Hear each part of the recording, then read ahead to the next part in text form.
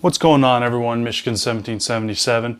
Just wanted to talk about the Tampa Bay versus the Detroit Lions game. I'm just going to start out here. This is an ugly win. I mean, a win's a win. I don't like just saying a win's a win because, frankly, I think we should be a lot better than what we are. I am not too happy with, obviously, all the turnovers. I'm happy with the turnovers we forced, but I've been finding that throughout the year we're focusing too much on getting turnovers and not enough on getting stops. This defense looks like Swiss cheese against basically all the opponents unless we are causing turnovers. If you look at our prior games, we typically win when we do cause the turnovers, which is fine, but they should be a lot more of a blowout than what they are. Overall, the game was not what I had hoped for. Obviously, Matthew Stafford threw 2 interceptions at the end of the first half, which obviously he knows it's bad. You can't be doing that. They were pretty bad throws. The first one wasn't as bad. That was a heck of a pick. But the second throw was rough. Next week we play Chicago. Definitely a winnable game. Currently we're 7-6. Unfortunately, Minnesota lost. We needed them to win, beat the Panthers in order for them to move back a little bit. Our wild card hopes are looking quite a bit slimmer, unfortunately. I think over the next week or two, we'll really get a big play out of how the playoff rankings are going to turn out, who's going to be in the wild card, and things aren't looking up too much right now for Detroit. I also wanted to address today the game, the O-line, just everybody in general making dumb penalties. And especially on big plays, TJ Lang had a holding penalty. We had a pass interference penalty that ended up leading to a score. It's stuff like that where it's fundamentals again. And these players, I'm thinking, TJ Lang going from Green Bay to Detroit. You got to realize you're not going to be getting these calls in Detroit. I think after his third game, he had more holding penalties than he did all last year with Green Bay. And I'm sorry, that's the NFL. They're going to favor it. Green Bay is going to be a favorite. You're going to get the calls in Green Bay. They're going to hold their asses off all the time. And they're not going to get called. Detroit, you're going to get called for penalties. It's just how it's been. You're not a big market team. Frankly, I don't think the NFL cares to see you guys win. So with that, you're going to have to adapt your game in order to play with the officials too, because honestly, they also tried to gyp us on a call earlier today with a fumble saying that he was a defenseless receiver after 5 steps, which was one of the stupidest things I think I've ever seen. Caldwell actually challenged it and ended up winning, and we got the ball on a turnover. But it's the NFL and stuff like that, the officials. I'm sorry if you're not thinking they're trying to play favorites, but there's no way they're not. The amount of times I've been screwed over by the officials in this league has been too much, and in Detroit, you just have to learn how to play. As a player, you have to learn how to play to the rules, straight to the point. If you can't do that, you're not going to win. I also was the coverage today was pretty bad. I know you're trying to respect speed that Deshaun Jackson has and a few other players, but there were way too many open receivers. At some point, you have to realize they're not going to be throwing it as deep, and you have to trust your safeties too.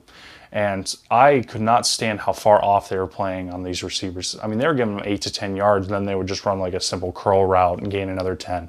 You can't be doing that, and you need to adjust. And that comes down to Terrell Austin too, and the defensive coaches doing their job. They were not today, frankly. This defense, the only reason we won is because we caused turnovers, and our offense did not play up to snuff either. But we need to make adjustments accordingly, and our coaches all year have not been making adjustments. The other thing I wasn't too happy about is why we have Tion Green who can run the football. He's a big dude. You give him one toss play, he loses yards on poor blocking, and then you don't really run him much of the rest of the game, which I was really frustrated with. You got a guy who can gain yards for you, he can hit a hole, and yeah, okay, a few of his big runs were pretty crappy holding penalties, I must say, as usual. The Lions touch you, and it's an automatic holding penalty anymore. But you gotta you can't put everything on Stafford. And Jim Bob Cooter, you need to run the football. You have a guy who played decently well last week, and you didn't run him much this week. This is the stuff that I get irritated with. Go from week to week. Work with the people that are doing well for you.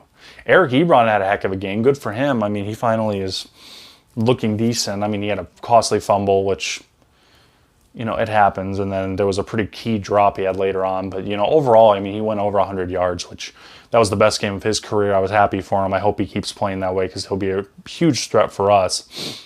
But we need to run the football. And Abdullah sat out today, and I saw Theo Riddick on the field more than Tion Green. And I get, someone has to learn, he has to learn, but you have to give him game experience too. And giving him the chance to run the football, you need to let him do that because he's a bigger back. He's not going to go down like Theo Riddick and Amir Abdullah are going to go. He's going to break tackles, he's going to plow over, he's going to get us 3 to 4 yards, and that's what we need. On first and second down, run him 3 to 4 yards. Instead, at the end of the game, when we kick the field goal, I see Zach Zenner and they run him, who hasn't been all game. I love Zach Zenner, but you got to get a guy in there who's hot or who's capable of running the football and who hasn't been sitting out the whole game. So put Tion in there. Let him run up the middle or something and plow some guys over for a 2-yard gain and move the sticks. I don't know. Against good teams, we're just gonna shoot ourselves in the foot because good teams don't turn the ball over, which means our defense, who was already looking like Swiss cheese, is going to be exposed, which they've been exposed clearly 6 times this year. And as a whole, I mean, the team needs to step up. I'm happy we won, but we should be a lot better than we are. And I think a lot of that is down to coaching. And how conservative we are is just so annoying. So annoying. Just score. That's all I can say. Just score. It's not hard. It is hard. It's the NFL. I get it. But the amount of times we have just screwed up for poor coaching, the amount of times we shoot ourselves in the foot, the amount of times we don't make adjustments, we should have scored 42 points today, at least. Our offense has the talent to do that. I don't know. And I think Jim Bob Cooter's play calling is frankly just too predictable anymore. But next week, obviously, we play Chicago. It's a winnable game. We're at home. Let's just come out, win, see how the league plays itself out. Next week, like I said, is going to be the deciding factor on who makes the wild card, I think.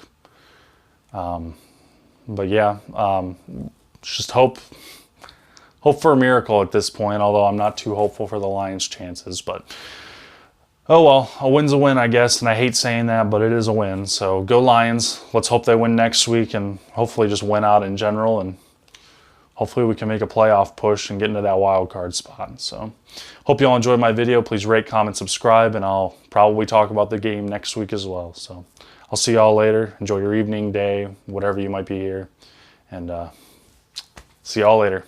All right.